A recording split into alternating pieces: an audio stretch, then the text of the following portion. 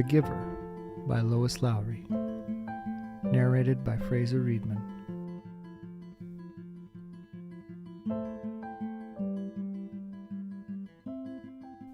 Chapter 1. It was almost December, and Jonas was beginning to be frightened. No, wrong word, Jonas thought. Frightened meant that deep, sickening feeling of something terrible about to happen. Frightened was the way he had felt a year ago when an unidentified aircraft had overflown the community twice. He'd seen it both times.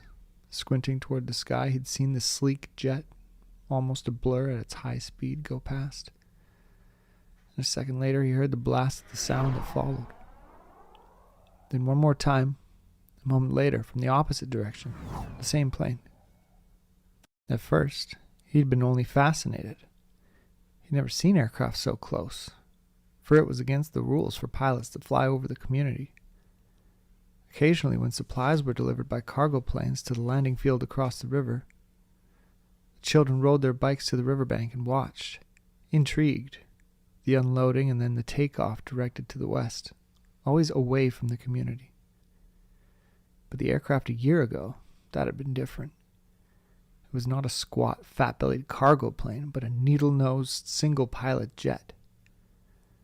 Jonas, looking around anxiously, had seen others, adults as well as children, stop what they were doing and wait, confused, for an explanation of the frightening event. Then all of the citizens had been ordered to go into the nearest building and stay there. "Immediately," the rasping voice through the speakers had said. "Leave your bicycles where they are." Instantly, obediently, Jonas had dropped his bike on its side, on the path behind his family's dwelling. He had run indoors and stayed there, alone. His parents were both at work, and his little sister Lily was at the child care center where she spent her after-school hours. Looking through the front window, he had seen no people. None of the busy afternoon crew of the street cleaners, landscape workers, and food delivery people who usually populated the community at that time of day. He saw only the abandoned bikes here and there on their sides. An upturned wheel on one was still revolving slowly. He had been frightened then. The sense of his own community silent, waiting, had made his stomach churn. He had trembled. But it had been nothing. Within minutes, the speakers had crackled again, and the voice, reassuring now and less urgent, had explained that a pilot in training had misread his navigational instructions and made a wrong turn. Desperately, the pilot had been trying to make his way back before his error was noticed. "Needless to say, he will be released," the voice had said, followed by silence. There was an ironic tone to that final message, as if the speaker found it amusing, and Jonas had smiled a little, though he knew what a grim statement it had been. For a contributing citizen to be released from the community was a final decision, a terrible punishment, an overwhelming statement of failure. Even the children were scolded if they used the term lightly at play, jeering at a teammate who missed a catch or stumbled in a race. Jonas had done it once, and shouted at his best friend, "That's it, Asher, you're getting released," when Asher's clumsy error had lost a match for his team. He had been taken aside for a brief and serious talk by the coach, had hung his head with guilt and embarrassment, and apologized to Asher after the game. Now, thinking about the feeling of fear as he pedaled home along the river path, he remembered that moment of palpable, stomach-sinking terror when the aircraft had streaked above. It was not what he was feeling now, with December approaching. He searched for the right word to describe his own feeling. Jonas was careful about language, not like his friend Asher, who talked too fast and mixed things up, scrambling words and phrases until they were barely recognizable and often very funny.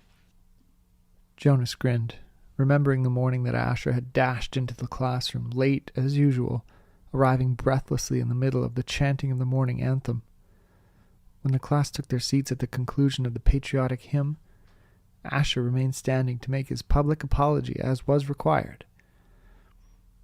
"I apologize for inconveniencing my learning community," Asher ran through the standard apology phrase rapidly, still catching his breath. The instructor in class waited patiently for his explanation. The students had all been grinning, because they had listened to Asher's explanations so many times before. I left home at the correct time, but when I was riding along near the hatchery, the crew was separating some salmon. I guess I just got distraught watching them. I apologized to my classmates, Asher concluded. He smoothed his rumpled tunic and sat down. We accept your apology, Asher. The class recited the standard response in unison. Many of the students were biting their lips to keep from laughing. I accept your apology, Asher, the instructor said. He was smiling. And I thank you, because once again you have provided an opportunity for a lesson in language. Distraught is too strong an adjective to describe salmon viewing. He turned and wrote distraught on the instructional board. Beside it, he wrote distracted. Jonas, nearing his home now, smiled at the recollection. Thinking still as he wheeled his bike into its narrow port beside the door, he realized that frightened was the wrong word to describe his feelings, now that December was almost here. It was too strong an adjective. He had waited a long time for this special December. Now that it was almost upon him, he wasn't frightened, but he was eager, he decided. He was eager for it to come. And he was excited, certainly. All of the 11s were excited about the event that would be coming so soon. But there was a little shudder of nervousness when he thought about it, about what might happen. Apprehensive, Jonas decided. That's what I am. Who wants to be the first tonight for feelings? Jonas's father asked at the conclusion of their evening meal. It was one of the rituals, the evening telling of feelings. Sometimes Jonas and his sister Lily argued over turns, over who would get to go first. Their parents, of course, were part of the ritual. They, too, told their feelings each evening. But like all parents, all adults, they didn't fight and wheedle for their turn. Nor did Jonas tonight. His feelings were too complicated this evening. He wanted to share them, but he wasn't eager to begin the process of sifting through his own complicated emotions, even with the help that he knew his parents could give.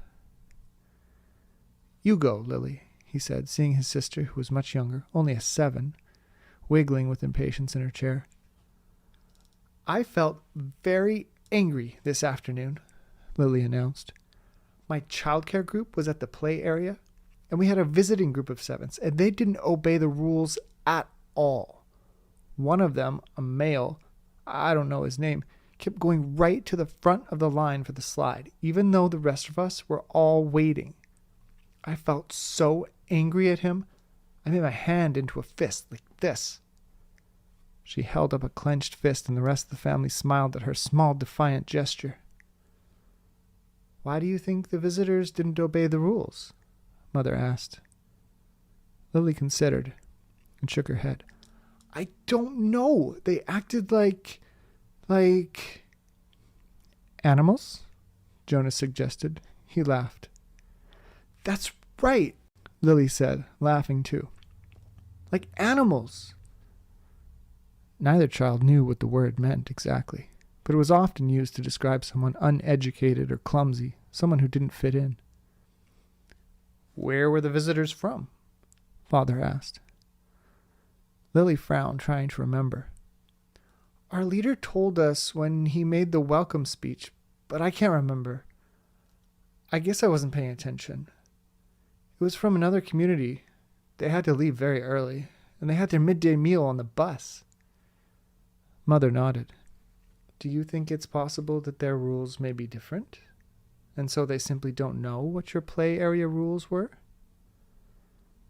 Lily shrugged and nodded. I suppose. You've visited other communities, haven't you? Jonas asked. My group has, often. Lily nodded again. When we were 6s, we went and shared a whole school day with a group of 6s in their community. How did you feel when you were there? Lily frowned. I felt strange because their methods were different. They were learning usages that my group hadn't learned yet, so we felt stupid. Father was listening with interest. I'm thinking, Lily, he said, about the boy who didn't obey the rules today. Do you think it's possible that he felt strange and stupid, being in a new place with rules that he didn't know about? Lily pondered that. Yes, she said finally. I feel a little sorry for him, Jonas said. Even though I don't know him, I feel sorry for anyone who is in a place where he feels strange and stupid. How do you feel now, Lily? Father asked. Still angry? I guess not, Lily decided. I guess I feel a little sorry for him, and sorry I made a fist. She grinned. Jonas smiled back at his sister. Lily's feelings were always straightforward, fairly simple, usually easy to resolve. He guessed that his own had been too when he was 7. He listened politely, though not very attentively, while his father took his turn, describing a feeling of worry that he'd had that day at work, a concern about one of the new children who wasn't doing well. Jonas's father's title was nurturer.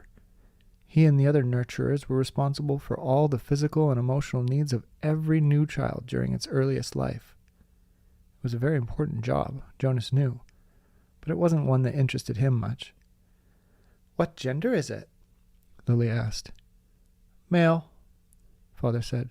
He's a sweet little male with a lovely disposition, but he isn't growing as fast as he should, and he doesn't sleep soundly.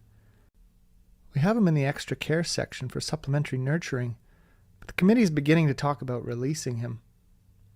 Oh, no, Mother murmured sympathetically. I know how sad that must make you feel. Jonas and Lily both nodded sympathetically as well. Release of new children was always sad, because they hadn't had a chance to enjoy life within the community yet, and they hadn't done anything wrong. There were only 2 occasions of release which were not punishment. Release of the elderly, which was a time of celebration for a life well and fully lived, and release of a new child, which always brought a sense of, what could we have done? This was especially troubling for the nurturers like Father, who felt they had failed somehow, but it happened very rarely.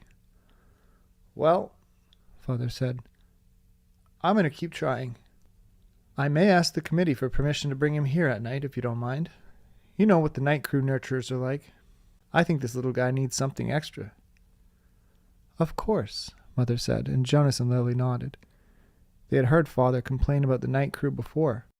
It was a lesser job, night crew nurturing, assigned to those who lacked the interest or skills or insight for the more vital jobs of the daytime hours.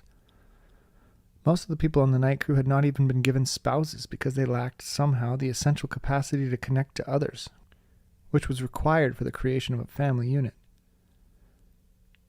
Maybe we could even keep him, Lily suggested sweetly, trying to look innocent. The look was fake, Jonas knew. They all knew. Lily, Mother reminded her, smiling, you know the rules.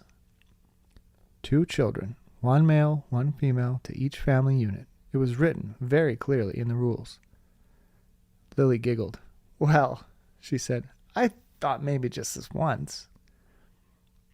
Next, Mother, who held a prominent position at the Department of Justice, talked about her feelings. Today, a repeat offender had been brought before her, someone who had broken the rules before, someone who she hoped had been adequately and fairly punished, and who had been restored to his place, to his job, his home, his family unit. To see him brought before her a second time caused her overwhelming feelings of frustration and anger, and even guilt that she hadn't made a difference in his life. I feel frightened, too, for him, she confessed. You know that there's no third chance. The rules say that if there's a third transgression, he simply has to be released. Jonas shivered. He knew it happened. There was even a boy in his group of 11s whose father had been released years before. No one ever mentioned it. The disgrace was unspeakable. It was hard to imagine. Lily stood up and went to her mother. She stroked her mother's arm. From his place at the table, Father reached over and took her hand. Jonas reached for the other. One by one they comforted her. Soon she smiled, thanked them, and murmured that she felt soothed. The ritual continued. "Jonas?" Father asked. "Your last tonight." Jonas sighed. This evening he almost would have preferred to keep his feelings hidden, but it was, of course, against the rules. "I'm feeling apprehensive," he confessed, glad that the appropriate descriptive word had finally come to him. "Why is that, son?" His father looked concerned. "I know there's really nothing to worry about," Jonas explained, "and that every adult has been through it. I know you have, Father, and you too, Mother, but it's the ceremony that I'm apprehensive about. It's almost December." Lily looked up, her eyes wide. "The ceremony of 12, she whispered in an awed voice. Even the smallest children, Lily's age and younger, knew that it lay in the future for each of them. "I'm glad you told us of your feelings," Father said. "Lily," Mother said, beckoning to the little girl, "go on now and get into your night clothes. Father and I are going to stay here and talk to Jonas for a while." Lily sighed, but obediently she got down from her chair. "Privately?" she asked. Mother nodded. "Yes," she said. "This talk will be a private one with Jonas."